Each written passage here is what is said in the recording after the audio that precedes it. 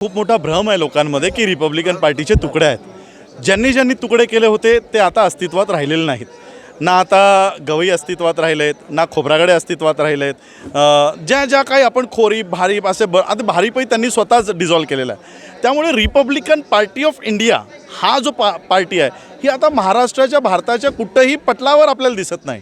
आठवलेंची जी party आहे, आठवलेंचं तुम्ही आजही इंडियन गव्हर्नमेंट साईटवर संसदेच्या साईटवर जाऊन बघा, त्यांचा उल्लेख भारतीय जनता पार्टीचे मेंबर म्हणून होतो।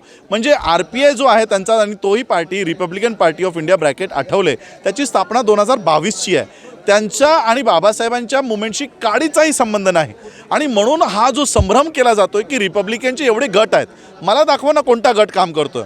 कवाडे झिरो झालेले आहेत। प्रकाश आंबेडकरांनी त्यांची वंचित बहुजन आघाडी काढली, त्यांनी RPI सोडून दिलेला आहे।